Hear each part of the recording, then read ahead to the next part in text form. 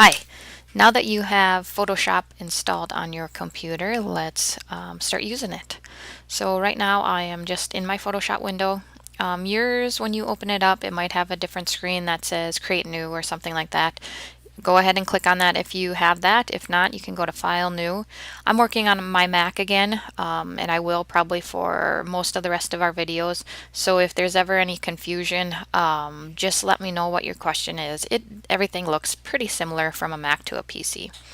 So I'm going to go to File and New.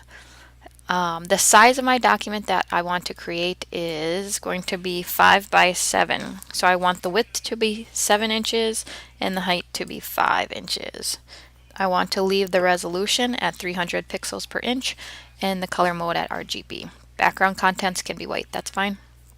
You can choose any of those options, honestly. It doesn't matter for right now. And go ahead and click Create. And there you go. Now I have this new blank document open in Photoshop. So just to familiarize yourself a little bit with Photoshop, all of your menu options are along the top here. Again, mine looks just a little bit different. And then down the side here, these are all my tools. And you'll notice if you click on one of the tools, if it's one that has a little triangle in the bottom right hand corner like these all do, you can click and hold it, and then you'll have access to those other tools that are hidden kind of underneath the first ones. And also when you have opened a tool, if you have a tool active, let's say I have my paintbrush active, up here in the options bar, here are some options for my tool that I'm using right now. And you'll notice if I switch to a different tool, my options up here change too. So like if I were using my paintbrush tool, if I click right here in this on that little arrow, and in there I can choose the options for this brush. I can increase the size of it, decrease the size of it by dragging that slider around. I can decrease the hardness or increase the hardness by dragging this slider around. And here, down here, are some presets for those brushes. So if you want to, you can go ahead and choose a preset if you want. If not, you can do something. Let's see, what size should we do? We can do really big. Let's go a little bit less than that, but pretty close to that big. There we go, 1040. You can type that number in there. You can drag the slider around. You can choose a preset. Whatever way works the best for you is perfectly fine. Okay, I am back in my document. What I am going to build today is a hamburger. So a hamburger is a good analogy and a good example of how to use layers in Photoshop. The layers in Photoshop work very similarly in many ways to the layers of a hamburger. You can't eat them, of course, but they are created separately. You can add them, move them around, and do all those sorts of things without altering all of the layers together. A hamburger has the bun, the burger, whatever toppings you want, and then the other bun on top. It doesn't all get mushed together into like a meatball. It still stays separate. So that is, like I said, kind of a good analogy for the way the layers work in Photoshop. So we are going to actually build a hamburger. It's going to be as if we are looking down on this hamburger from above. So it will be from bird's eye view, and we are going to start with the bottom part of that burger, and we're going to work our way up to the top. So we'll start with the bottom bun and keep moving up until we get to that top bun. So the first thing we're going to make is the bottom bun. To make that, I want it to be a brown color. So I already have my brush settings set the way I want them, right? Because we just did that. So I'm at 1040 for the size and 100% for the hardness. Right now, if I use that brush right on there, oh, my opacity is down. So you'll notice in my options bar, I just have to pull my opacity up. I don't remember what I was doing before, but I must have done something where I needed or a little bit transparent of an object. Okay, so notice now if I press my paintbrush onto my document, I get just a plain black circle. If I click and drag that across, it's going to create a line, however I want to do it. Just so you are aware of how that works, I'm going to undo that by hitting Control Z on my keyboard, and Control Alt Z steps back more than one step. So Control Z steps back one step, Control Alt Z steps back more than one step. Sorry, I have to think about the shortcuts because I'm looking at a Mac keyboard and they're just a little bit different. Okay, so now that we saw what that does, let's go ahead and get our settings the way we want them. So like I said before, I created a black circle if I'm using just the way everything's set up, and I don't want a black circle. So I can come over here on my left-hand side and I can click on this little color swatch where it says set foreground color. Click on that once, and then I get this color picker popping up. I can just come down here into the reds and try to look for a brown, or I can slide these little guys up and I can access all the colors in the spectrum.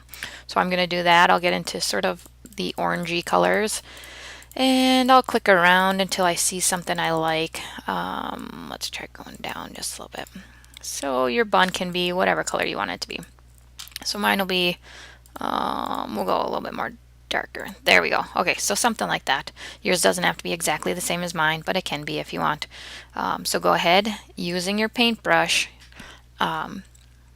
Actually, sorry, we need to step back one other step. We need to create a new layer for this one. So right now we're working on the background layer. If I stamp that on that background layer, notice you can see here in my little thumbnail that that white background and my brown circle are all part of the same layer. That's not what we want. That's why, like I mentioned before, that's kind of the beauty of Photoshop. We want to keep all of our layers separate. So I'm just going to hit Control Z on my keyboard, and I'm going to come down here into my layers panel. This is my layers panel. So the information about my separate layers should be in here. If you don't see that for some reason, go to Window and Layers. See, mine is checked. That means it's open already. If yours wasn't checked, so let's go in. I just unchecked it, so now it's not checked, right? So now I just click on that and then it will pop up. And you can access all of your panels right in here just by going to Window. Okay, so now we're back to our layers panel. I want to create a new layer. So one of the ways I can do that is just by clicking on this little button right here, which is the new layer button. There we go. I had to click it twice. It wasn't like activated. Okay, so now I have background and layer 1. That's exactly what I want. Now I can make this my bun layer. I'm going to click once without moving my mouse, and there we go. It's not fancy, but that is exactly what I want for my bottom bun. Okay, so now the next thing we need to do is we need to create that next layer because we have our bottom bun layer. We're going to keep moving our way up. Next layer, so again, make a new layer. I'm going to change the color. Actually, let's use a different tool. I'm going to switch to my ellipse tool. So right here is my ellipse tool, not far from the color swatches. So ellipse tool, I'm going to change the color to a darker brown. So I'll kind of just bring it down somewhere around there. Maybe even a little bit darker. Something like that. Okay, and now I am going to click and drag out with my mouse. So when I do that, then I get this ellipse, and mine is kind of flattened and it's not in the right spot. So I'm actually going to undo that by hitting Control Z. Remember that undoes one step. If you need to undo more than one step, it's Control Alt C. Okay, now I'm going to press and hold my Shift key while clicking and dragging with my mouse. What that does is it constrains the proportions of my circle. So if I want to make a perfect circle, I'm going to press and hold the Shift key while clicking and dragging out with the mouse. That works for circles, squares, whatever shape you're making. And there we go. That's pretty good right there. If I needed to move it, let's say it's off center, all I need to do is switch to this move tool, which is in the top in your tools, and go ahead and click and drag that over. Whoops, I moved it too far. If I want to move my bun layer, I just click on that bun in my layers panel and I can move that bun over. I kind of want them to be centered, so I'm going to leave them right about like that. Okay, and now before we've gotten too far, I want to make sure that I keep track of all of these layers. So starting with these two and then continuing forward, I want to keep track of all my layers, so I'm going to double click over here in my layers panel until that text is highlighted. I'm going to name this layer bottom bun. Alright, I'm going to do the same thing for the next one, which is hamburger or hamburger patty, whatever you want to name it, which makes sense to you. Okay, so now the next thing I'm going to do is I'm going to make a new layer again. Again, create everything on its own separate layer. That way you can edit it separately. I'm going to switch to the brush tool again. I'm going to click there, click my foreground color to make to choose a different color. I'm going to go with almost black. I'll go really dark brown, hit OK, and I want this brush to be smaller. What I'm going to make now are lines on my bun, so like grill marks, or not on my bun, but on my burger, so kind of grill marks. I'm going to put the size at about at 55. You could go even maybe a little bit bigger than that. 70, somewhere in there, and then I'm going to pull the hardness down a little bit. So we'll go to 54% for the hardness, 70 for the size. Yours doesn't have to be exactly the same. It can be though. Okay, I'm working on my new layer. So I'm going to draw my grill marks. So all I'm going to do is click and drag with my mouse.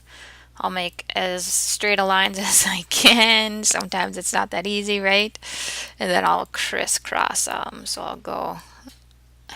I'll make some lines. That's okay. And there we go. Those are the grill marks on my burger. If I don't like exactly the way I made those lines, I can undo those and try them again. It's up to you. They don't need to be perfect for this little activity. Okay, so now we're working our way up. We have 3 layers, right? Let's go ahead and name that grill marks. Okay, moving our way up. Let's make some lettuce. I'm going to change the color by choosing just clicking on my foreground color, and then in this color picker box I will choose, I don't know, some sort of brightish green, something like that. And I'm going to use the brush tool to draw my lettuce. I want to go ahead and bump the hardness way back up because the edges of lettuce are pretty well defined. They're not really feathered. It might be curly, but it's not really feathered on the edges. Okay, and now I'm just going to click and drag out a wavy line just to make the outline of my lettuce. Something like that. It doesn't have to be perfect, which mine definitely isn't, right? Okay, now I'm going to switch over to the paint bucket tool. You might see the paint bucket tool right away, or you might not. It might be hidden behind your gradient tool. So if this is what your tools look like, go ahead, click and hold, and then select the paint bucket tool. Now I'm just going to pull this over into the center of that shape that I just drew, and I'm going to click once and click one more time. You notice that, let me just step back once, that after I clicked once, I still have this little gap in between my outline and my center area. If I click twice, then it fills that in. Let me show you one other thing. So let's say I am drawing my lettuce and I don't complete that circle, and then I try to fill that in. It's going to fill in my entire document, and that's because the paint isn't contained within that shape. So go ahead and make sure that you complete your circle and that the 2 edges of the circle meet. Okay, so now I have my lettuce, my grill marks, hamburger, and bottom bun. Let me go ahead and name lettuce. Okay, right now with the lettuce on top, I can't see anything that's going on below it. Okay, so I'm going to switch to my move tool.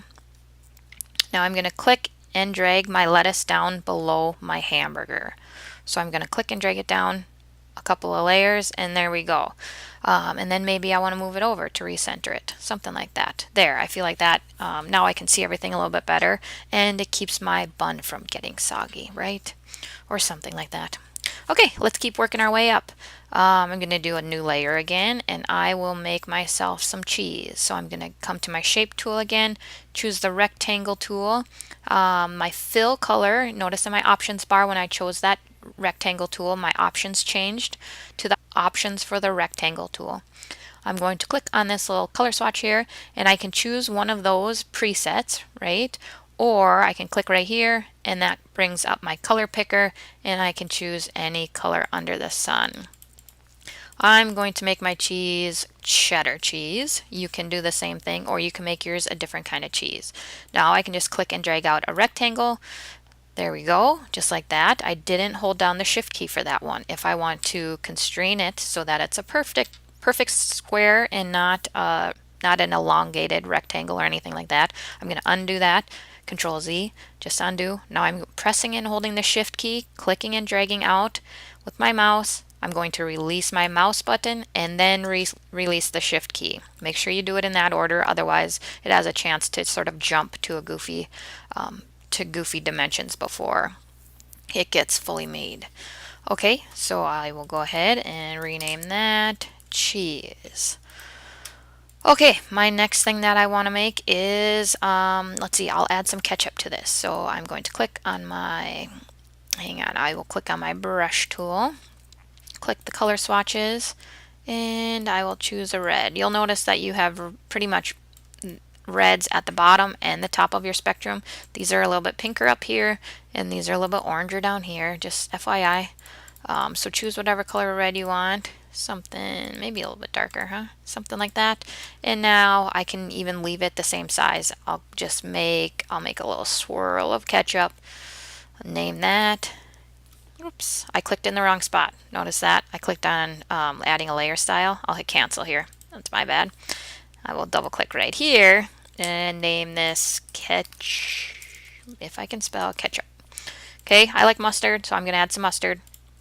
Okay, again, same thing, new layer, set foreground color, change it to yellow. That's pretty bright yellow, a little bit too green, so I'll pull this down just a little bit. Too green still. It keeps going up. All right, let's try again. Try again, right? Okay, that looks good there. I'm going to reduce the brush size a little bit because mustard doesn't come out in as thick of a line as ketchup does, but I'll do the same thing. A little swirl of mustard on there. I like a lot of mustard, so maybe I put a lot on. It gets everywhere. Just my style. Okay, that is good right there. Name that layer mustard. Okay, let's go ahead. We will make one more thing together and then you're going to be on your own. Okay, so I'm going to click on the new layer. Maybe it didn't take it. Click new layer, there we go. And now I'm going to make a tomato. Let's do that a little bit different way. So let's choose our elliptical marquee tool. I'm going to press and hold the shift key while clicking and dragging out. I'll make a big tomato here, something like that. I will go ahead and fill that in with a red color. So you'll notice that when you use the marquee tools versus the shape tools, so these versus these, this fills in with the color right away, this does not. You have to tell it what color to fill it in after the fact that, or after you make your selection. Let's see, what color is a tomato? Something like that. I'll go ahead and do that, and then I'll choose my paint bucket tool and I will click in that area. Now you can still see those little marching ants from when I made my selection around the outside of my tomato. To get rid of those, I'm going to hit Control D, or that is also select and then deselect. So that would have been right there. Okay, so there's part of my tomato. I need to draw on some details, I think. So I'm going to choose my brush tool and I will go with a little bit darker of a red. No, I'll go lighter red maybe. Let's do lighter red. Also known as kind of pink, right? Something like that. Okay, and what size am I at? That's probably a good size. Now what I'm going to do is I'm going to draw on my kind of segments in my tomato. Again, these lines are nice and wonky, but that's okay. So I'm going to draw the segments. Because if you slice open a tomato, it's sort of what it looks like, right? And I'll add some seeds in there. The rough idea of seeds, right? They don't look like perfect seeds, but you can draw them as perfect circles by just clicking and releasing without moving your mouse, or you can click and drag just a little bit to make them kind of more oblong. Something like that. You'll notice that I did not create a new layer when I started drawing on with my paintbrush. So do you know what that means? That means that I cannot edit those things separately. So if I take my eraser tool and I erase all of that, it erases all of the parts of the tomato. Notice that all of the layers below that are perfectly fine because my active layer is the one with the tomato in it. Just so you know, I'm going to Control Z to undo that little last step. I want to leave my tomato. If I wanted to step back and fix that tomato, make it prettier, I could, but I'm not going to right now.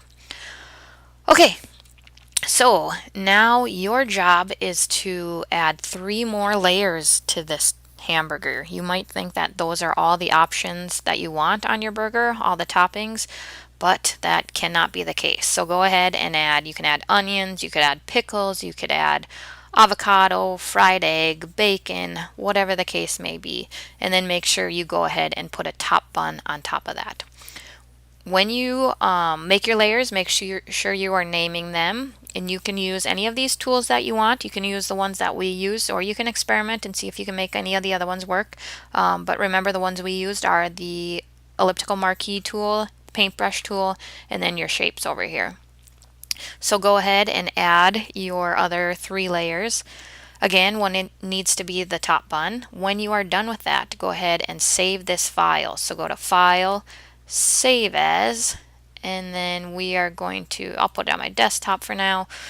I will name that, I want to get in the habit of naming things the way they should be named for this class so that it keeps them organized and consistent. So first name, your first name, so I'm going to do Mrs.